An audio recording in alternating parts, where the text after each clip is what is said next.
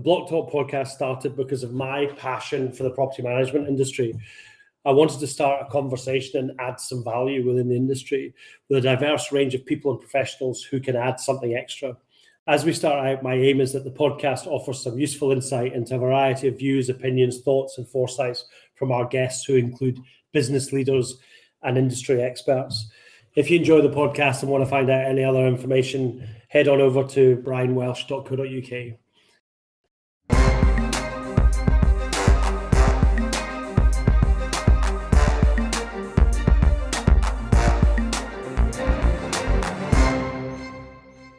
Hello and welcome to another episode of the Blocktalk podcast with me, Brian Welsh, and Jax Bruce.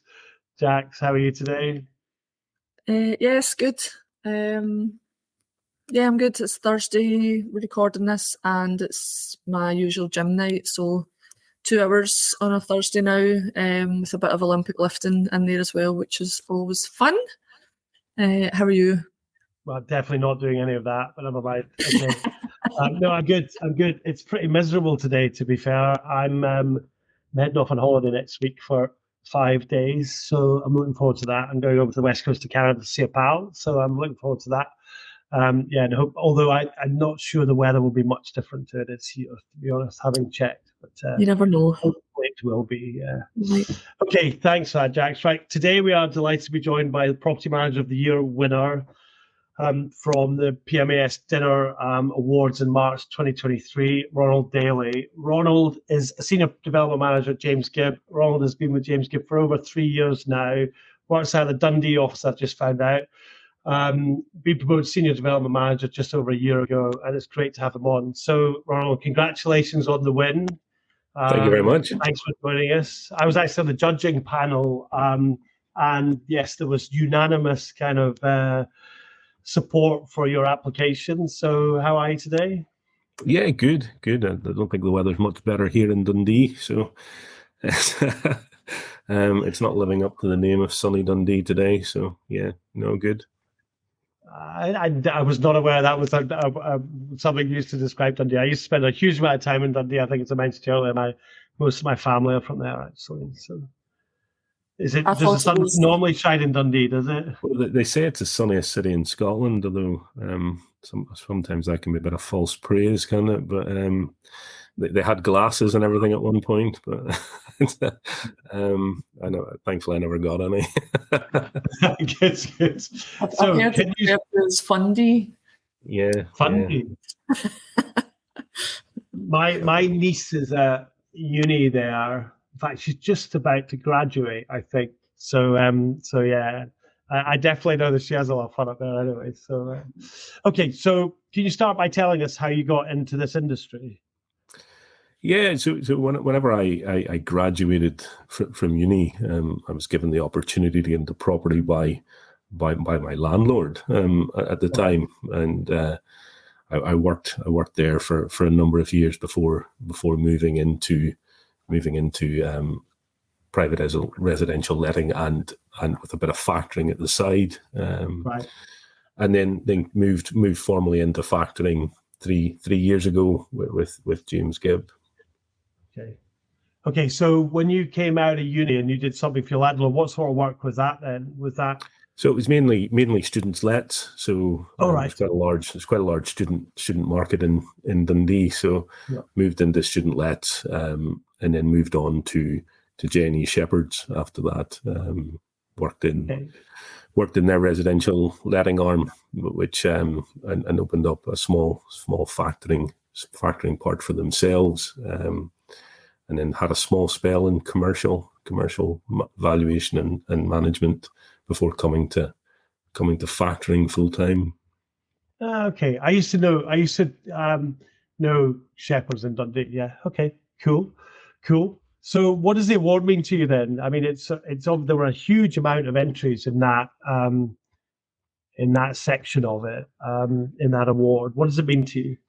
Yeah, it means a lot. Like any award is obviously means a lot to the individual that receives it. But to get an award from your own industry and by people in the industry means a lot, because I think people appreciate the effort that goes into to what we do on a day-to-day basis, and to have that reflected by your peers is it means a lot to me. Yeah, I can imagine. I remember the judging. I remember the panel for that one, and it was there was a lot of people in it. Yeah, so it was a difficult award to judge, I think, from that point of view. Okay, excellent. So what challenges have you faced in, factoring's not the easiest gig in the world. Yeah, which people talk about all the time on here. What's the kind of what challenges have you faced in this? I think the biggest challenge to me personally has been opening the Dundee office, because I am the original member of the Dundee office for James Gibb. Right. I started the week before lockdown in March 2020. So wow. It was quite a big challenge, not only operating remotely until we established an office, but obviously operating within the difficult times that were COVID. Because people had more time to consider their factor, which meant that they held us to account a little bit more than they normally would have when they have busy day-to-day lives. But look, it was an interesting time, and we are now, we're now an office of myself, four development managers and support staff. So we have grown. We've grown a lot within the 3-year window. Yeah, no, I do. It's funny. I had conversations with a number of people within the industry, owners of property factoring companies, and people working in the industry, and they reckon that the number of calls during COVID went up anywhere between 20 and 40%, because obviously people are sitting looking out their window, aren't they? And they're not at work, so they're noticing things, or they want to ask questions and these sort of things. Because so I can imagine it wasn't the easiest thing in the world to do. Yeah, and obviously people spending a lot of time within their home start to appreciate a little bit more what they have, and maybe want to look at bettering that. Certainly. Yeah. I think all of us have invested a little bit more in our property in the last 3 years than we probably ever would have done, and that that goes the same for communally. I suppose people would like that environment that they're stuck in through lockdown to look that little bit nicer, don't they? Yeah, no, absolutely. So, has there been a project over your time with James Gibb that's interested you the most? I think the biggest project we went through in the last year was the acquisition of Reevely, J Reevely Factoring, which came in. That has been a very challenging project to amalgamating that part into our operation. It was a more localized operation previously, where we've amalgamated that into the James Gibb way of doing things. We still have a local team, but trying to give the support of better software and ultimately better support from a larger organization. Yeah. I think James Gibb are obviously very acquisitive. There's a couple of fairly acquisitive players in the market, and it's always I tried to take it out of property factoring and put it somewhere else for a second. I used to own a legal software company which we sold back in Jan, and one of our biggest times where we picked up the most amount of business was when one of our competitors was bought by a very large organization. Yeah, because it's it's that kind of local service that then people see that they think that's going to disappear. Now, maybe it's not going to disappear, you know what I mean? Because you guys obviously give a great service as well, but it's that period of flux where people kind of start, they wouldn't necessarily have thought about changing factor, but they might think about changing factor at the point where an acquisition takes place. Yeah, it raises that, doesn't it? It people think, you're forcing people to think about their factor and question, well, okay, there is an option obviously to change, whereas some people just stick with what they have It's similar, I suppose, in most property environments, certainly with lettings and that you use a letting agent, you're happy, you just assume every letting agent is the same. But then when there is a change, it makes you think about it. Yeah, no, absolutely. I mean, I've heard David Reed speak a number of times. He's very passionate about customer service and all of these sort of things, and I'm sure that filters and cascades down the business, all the way. But yeah, there's just,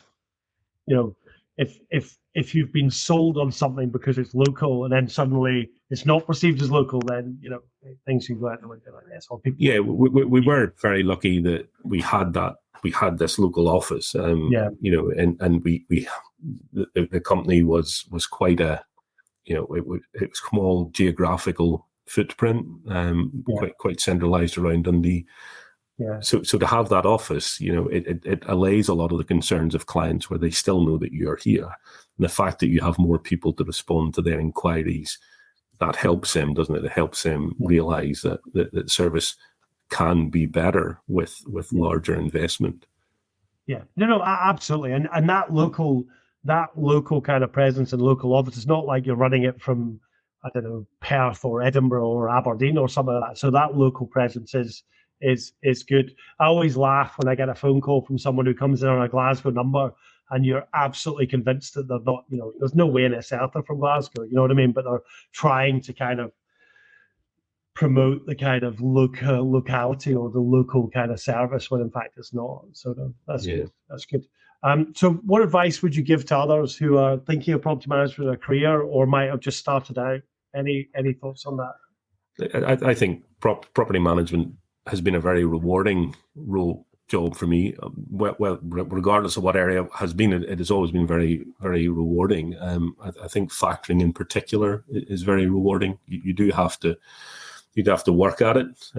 You have to be, you have to have good customer service, because that is paramount. If we haven't got good customer service, then everything else kind of falters, doesn't it? Because if we can't engage with our client, then we will struggle. So to anybody starting out in it, it is very rewarding. You should endeavor to work hard at it, but ultimately the rewards are there if you put the effort in.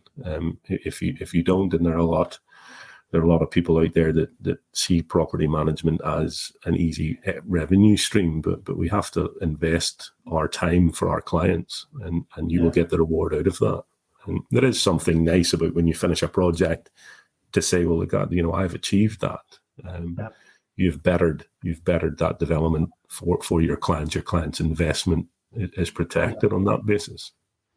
Yeah, no, I agree. I think that's a big thing. Yeah, I mean, if you're not a people person, then it's not a job for you. Yeah. No, definitely not. No. Okay, so what are your plans and goals for the future then?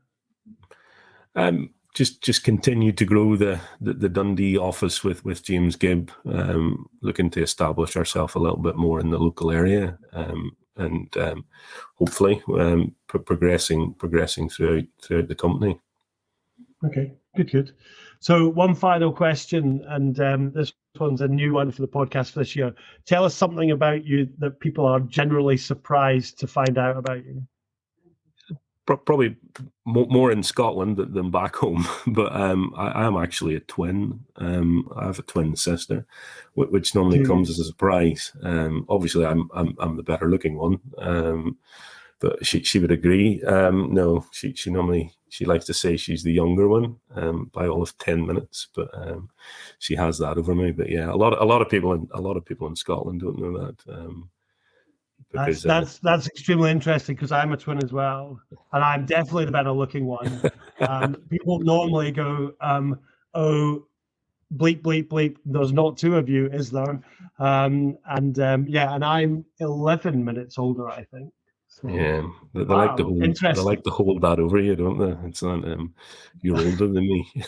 Yeah, well, I'm the older one, and I definitely hold it over him. So yes, most definitely. Oh, very interesting. That's great. I never thought that would come up today. Anyway, Good. Yeah, he's far more successful than I am as well, which is really, really frustrating. So never mind.